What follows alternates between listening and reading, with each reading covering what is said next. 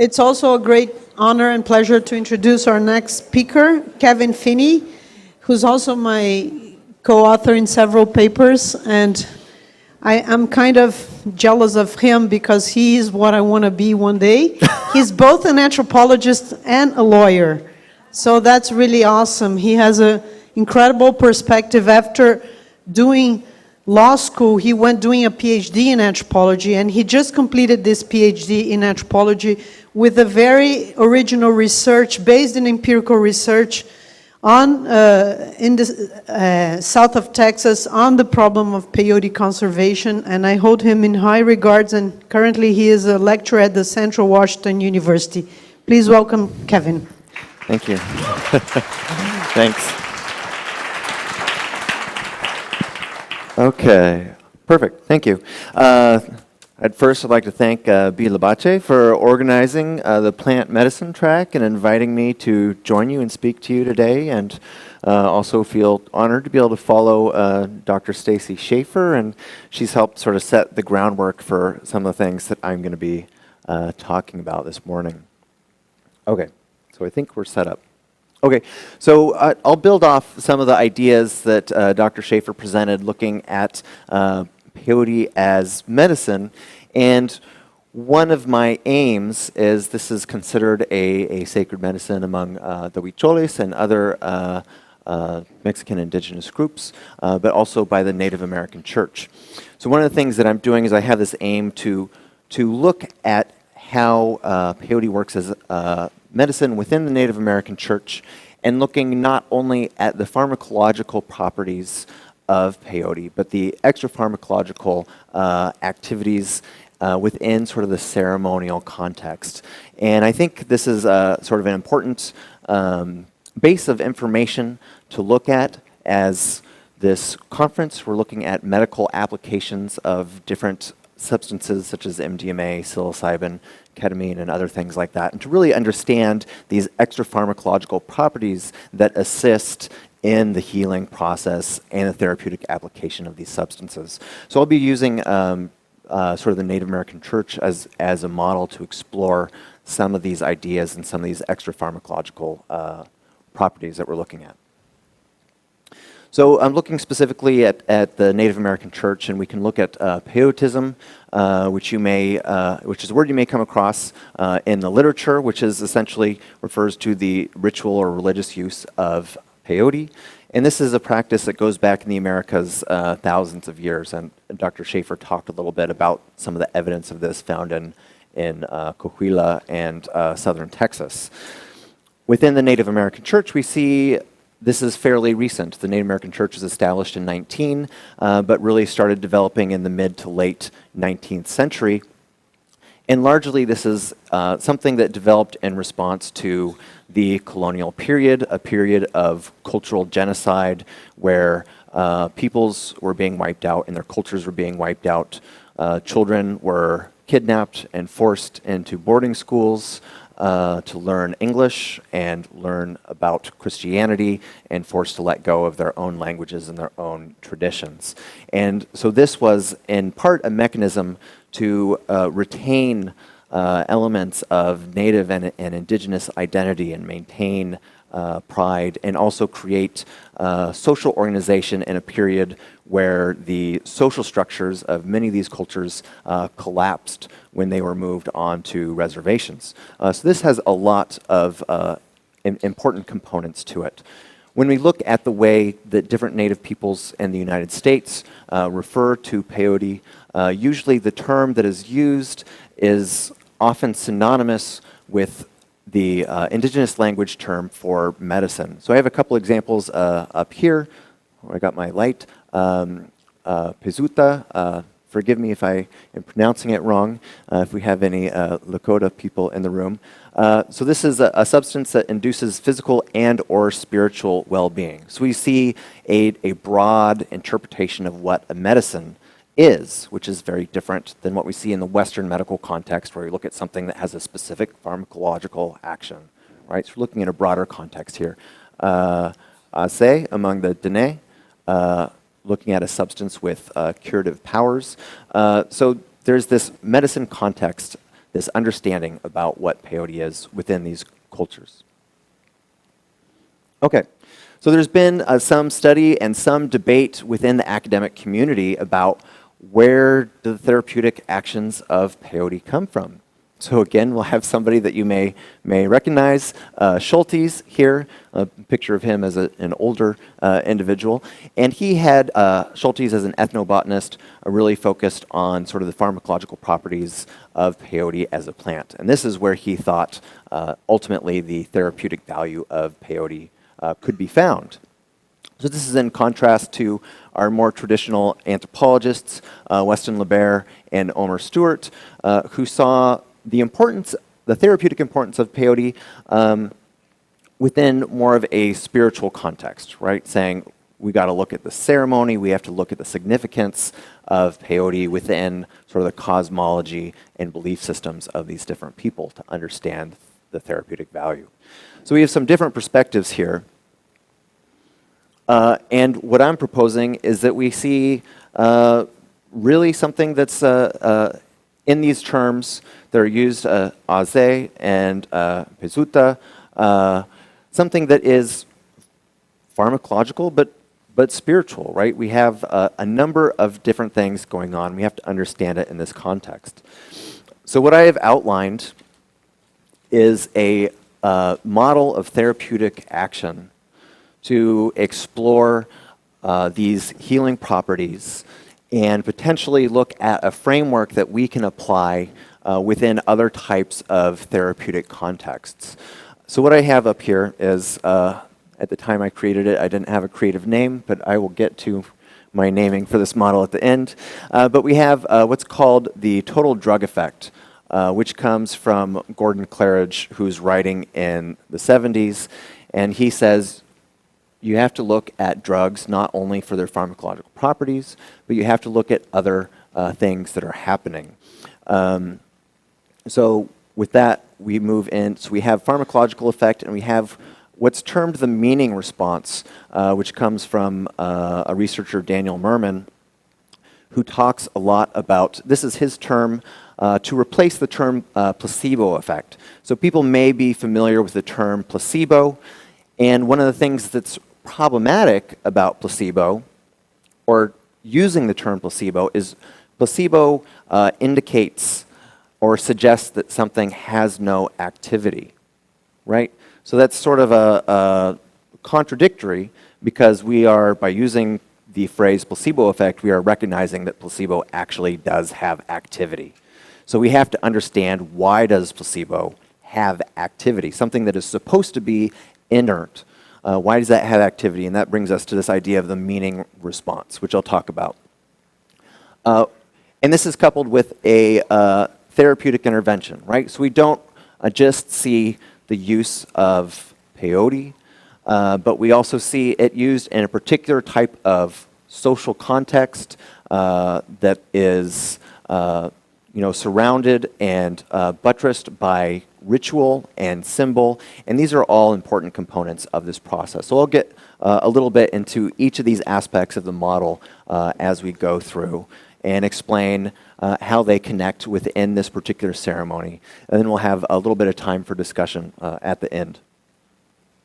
Okay, so looking specifically at peyote, so we have something within sort of the family of what many people have come to call entheogens, right? Looking at psychoactive or psychedelic substances used in a spiritual practice or a religious type of framework. One of the things we see with these substances is that they create states of hyper-emotional arousal and also heightened suggestibility. They also tend to break down the barriers that we carry around with us in day-to-day life, right? So we're creating some openness, and this is important to this healing process. We can look at mescaline specifically. Dr. Schaefer mentioned we're looking at 50 to 60 different alkaloids that are known from peyote, and we don't necessarily know how they interact with each other. But mescaline, right, is this primary compound, works on, is similar to dopamine and norepinephrine in its structure and works on these receptors. And it's also a stimulant, So this is important, and I'll talk about why this is important in a little bit. Oops. Here we go. Okay, so we have, we're looking at this total drug effect. So we look at peyote as an entheogen that creates this sort of openness, this heightened suggestibility, right? So this is these pharmacological properties of the plant. But we also have to understand the meanings that happen when it's administered or taken in a sacred ceremony. And this is where people talk about the placebo effect, but if we want to be specific and understand what's happening, we look at these factors. We look at the attributes of the substance that's being used. We look at the individual who is either seeking or revealing or receiving healing. We look at the healer, who is the person who is administering the medicine, who is guiding the ceremony or the therapeutic process. We look at the setting, so people remember Timothy Leary's set and setting, so I'll incorporate some of these ideas here. And then we look at what's called the macro context, which is sort of this greater sort of cultural milieu that surrounds the use of this substance. So we look at drug attributes, and people that have studied the placebo effect have found some very interesting things. That in placebo studies, people that receive 2 placebo pills have a stronger reaction than somebody that receives 1 placebo pill, right? People who receive a placebo injection have a stronger reaction than people that receive placebo pills. People that receive red placebos report feeling stimulated. People that receive blue placebos report feeling tranquil and calm. Right, so nothing is happening here pharmacologically. People are responding to particular messages and symbols in their environment, whether it's color, whether it's perceived dose, whether it's this idea that something that's injected is more powerful than something that's taken orally. So all these things are important when we look at a substance and its attributes. Here, within the Native American church, right, we have a natural occurring plant. We have something that was put on the earth by the Creator, right? This is something that has spiritual value and importance. This is different than something that some person created in a laboratory, right? This is something that's natural, that's Creator grown. We also see that it's a bitter plant. And throughout cultures around the world, we see an awareness of bitterness and an association of bitterness with plants that have medical efficacy. It's usually an indicator of alkaloid content and pharmacological activity. So this contributes as well.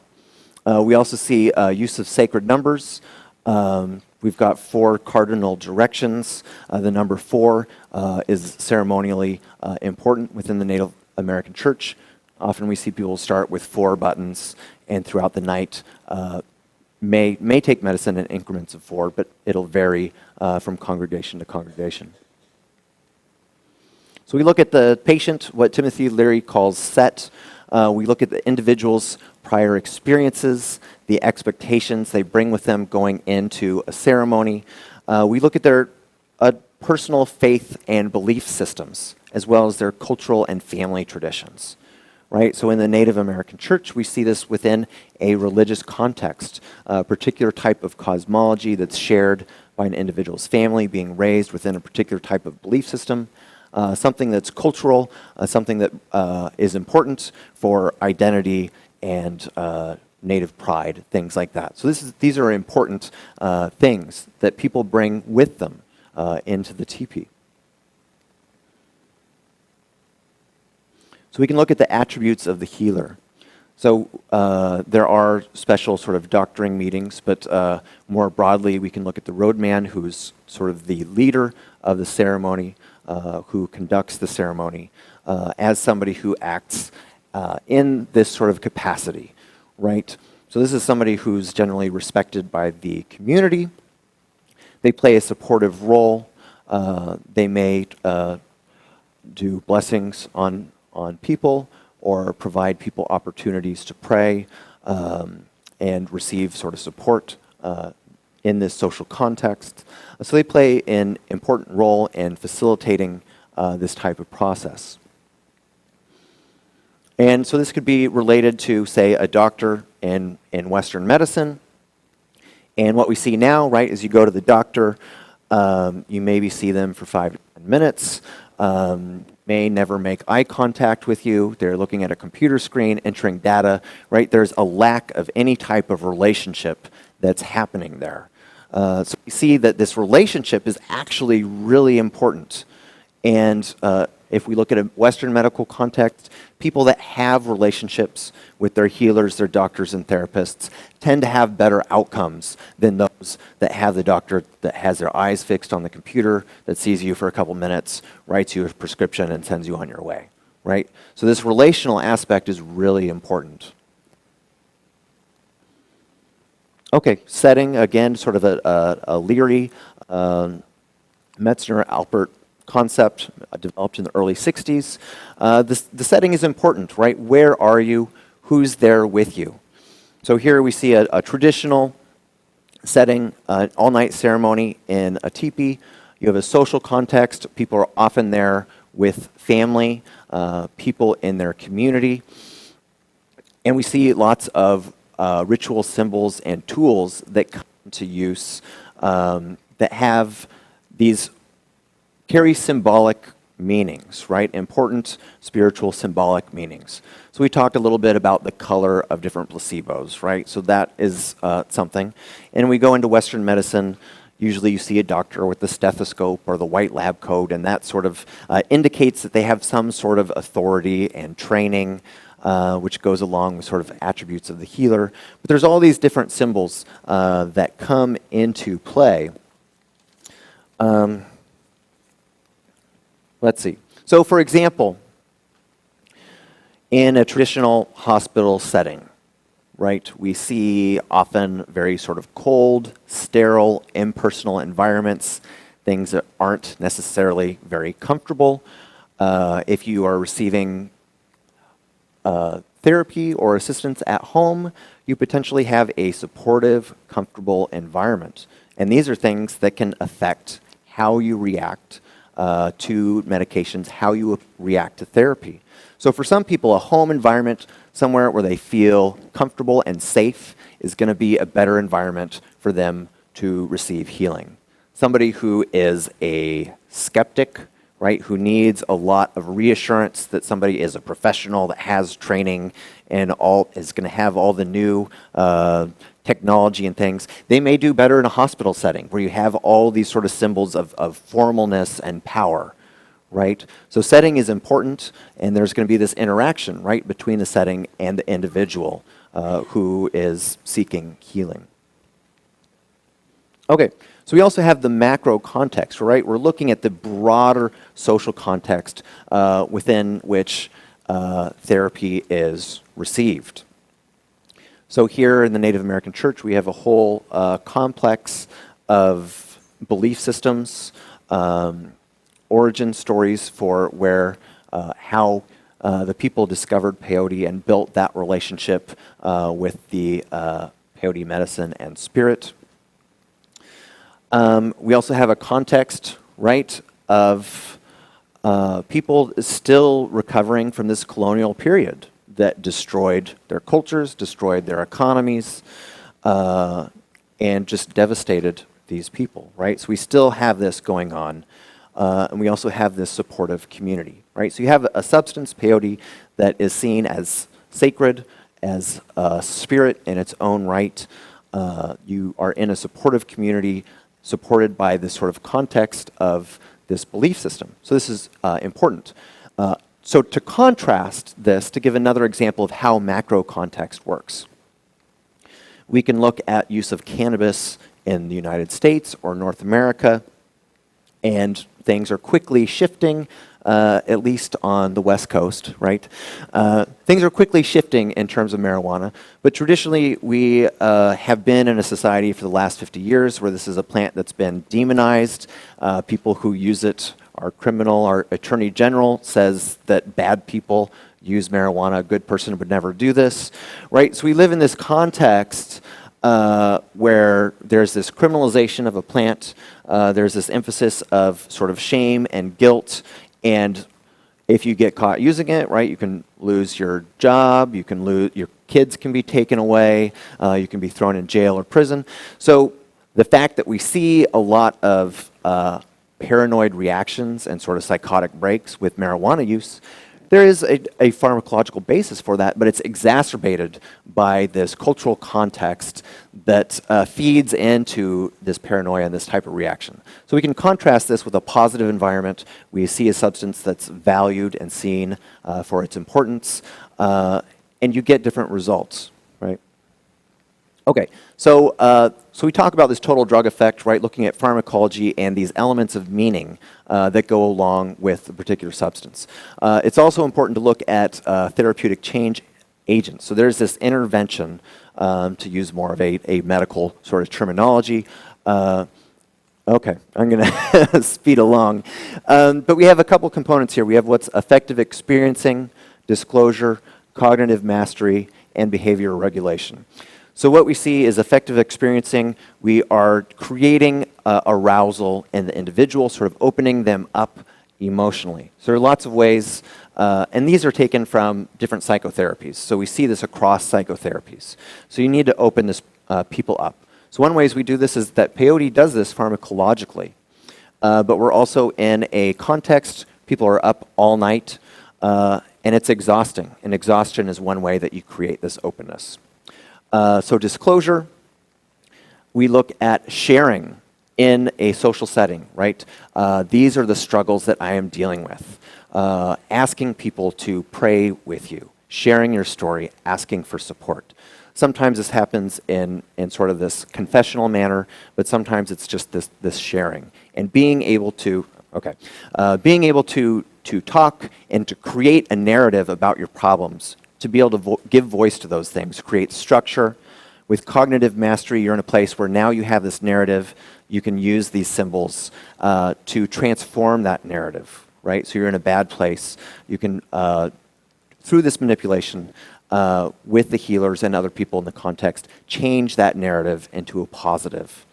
And then behavior regulation, you're in a community of support. You vowed in front of people that maybe you are not going to drink anymore. You have this community of support. They're going to hold you to this. And if you keep going to meetings, you're going to maintain these relationships with people and maintain these systems of support.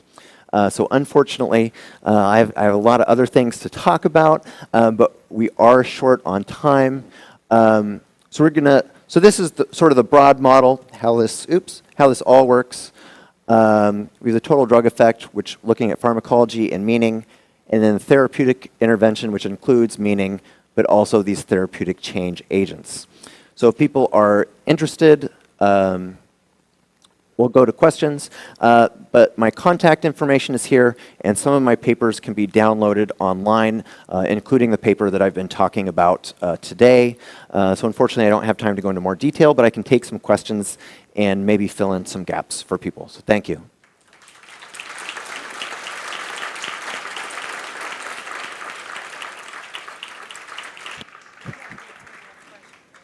Oh, did I? Hello, we're going to have just 3 questions, if you want to come up here. And they're going to make the 3 questions at once, and then you answer after. Do you need a pen? Yeah, that's fine. It'd be great if we could keep the information up also. Yeah. Yeah, can you come here because... Okay, it's all right if you got to You say change your it. name and your question. My name is Shane. As far as therapeutic change agents within the ceremony, I'm wondering, what is your thoughts on the influence of the group effect? Mm-hmm. I've noticed that in my own ceremonies, the group effect seems to make the experiences much more powerful, much more healing than individual one-on-one type ceremonies. Mm-hmm. Okay. Can you? I'm kind of... Oh, you're going to hold it? Okay. My name's Bob. I've done about a half dozen ceremonies. One thing I'm curious of is 2 things. I've done ceremonies with very weak peyote, and I've done it with very strong peyote, which I think is the way to go. It makes that 14 hours go by a little faster. Mm-hmm. And the other thing is kind of a sidebar to peyote. whatever happened to mescaline? I remember in the 60s, I had to use the verbiage of the 60s, that's some really good shit. And I don't hear anything about it anymore. So, anyway. Okay. Thank you. So I'll get the first question. We were looking at who's involved and how many people. So I believe this is one of the things that Leary and some of his colleagues were looking at, the individual versus the group settings. And I think there's some recent research too that's showing that people in a group setting tend to have better results, longer lasting results than people that are working individually. So we're looking at sort of this social support that's important. A lot of it is going to depend on the size of the group and the dynamics of the group, right? If you have a bad apple in the group, that's going to impact everybody. But if you have a supportive group, that's going to be very positive. So there was the question about mescaline, and then before that, well, so mescaline, so looking at some of Jonathan Ott's work, so he looked into some of this, and some of his takeaway was that what was sold as mescaline in the 60s wasn't actually mescaline. That we see sometimes there was LSD and other things that were sold. And one of the things that he looks at is that this is something that's an expensive compound to make in a laboratory, and so there wasn't really a lot of sense in sort of making it and selling it. But there's a lot of interest, right, through Aldous Huxley and others with mescaline, and so things were sold as mescaline. So I'm not sure what it was and if it was legitimate or not, but that's sort of the kind of take. Yeah. So and that can go with drug attributes and our sort of expectations. Kevin, I want to make the same question that I made to Stacy, if you can address. As I said before, within anthropological research, there's those anthropologists that traditionally study indigenous people. Sometimes they really hate the New Age movement and they hate all kind of expansion of the use. And then there's the other anthropologists that are more open to that. And there's some of those who feel very strongly that we should not go at all and sit in indigenous ceremonies, both in peyote or ayahuasca. And Western Labar was a kind of founding father making a statement against outsiders going into these cultures. So I would like to know, like, ideologically and politically, emotionally, where do you stand, if you care to share? Okay. Well, I think there are a lot of ethical considerations that it seems like within sort of the psychedelic community are just starting to have discussions about what are the impacts of those of us who have interest in these substances and are looking for guidance from indigenous populations around the world. So I think we need to tread very carefully and respectfully and be very aware of the impacts that we're having. We have a couple speakers later this morning and this afternoon. I think Dawn Davis will be speaking in this room in another hour or so. And Sandor Iron Rope will be in the grand ballroom. And I think we'll be able to get a little maybe some indigenous perspective about some of the feelings about maybe what it's like when people from outside the culture come in and how that impacts the culture. So I would encourage people to go to those talks. I think this is something that we need to be having a lot more discussion about in this community, and I hope at future conferences we'll have sessions focused on some of these sort of ethical questions. So I don't know that specifically addressed your question, but I hope this is a conversation that we can begin and continue to have as we move forward. So thank you, Bia, for having me, and thank you, everybody, for coming.